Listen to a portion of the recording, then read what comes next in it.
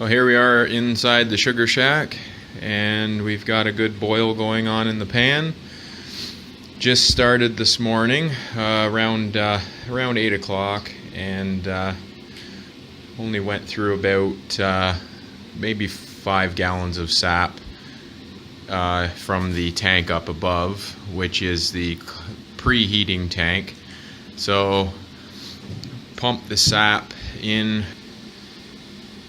through that with a bilge pump. It goes up the tube, up the copper pipe, and then fills up that tank.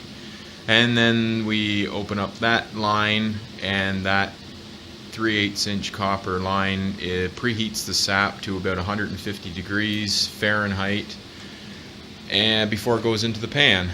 And so that's our process.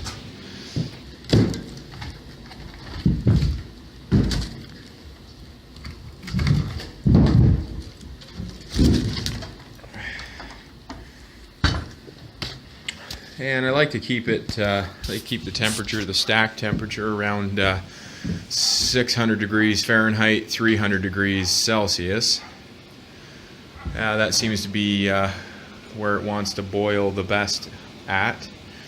So, and then this is some of the syrup we made already. I'll take you through the process of filling the tank up above. So we'll walk over here, and I flip on this switch,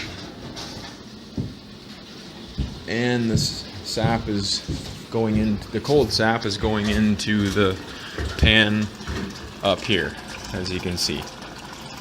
And I have a little float bobber in the corner here, and that comes up and it'll tell me when the pan is full, and then I can shut it off.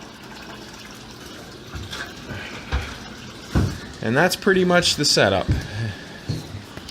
And then once we're done all of the sap, then we let this evaporate down to a point where there's usually about a half an inch of sap of liquid in the pan, which would be almost syrup at that point. And then I draw it off into a finishing pan and then I finish it on the propane turkey fryer. And that seems to work pretty good. It allows me more control over it, so I don't have to worry about burning the syrup, because with a fire you can't shut the fire off. So whereas with the propane you can shut the propane off when you've reached your syrup point. So I'm just gonna shut this off here. Our tank is full. I don't know if you can see the bobber up there is sticking up, the little orange bobber, and that's so that's full. And so we'll just let this go for about 20-25 minutes before you have to put wood in it. We're burning cord wood. It's mostly elm with mixed with some ash. Well, here we are finishing off some syrup. It's almost syrup. Another 10 minutes or so, and we should have a fresh batch of it.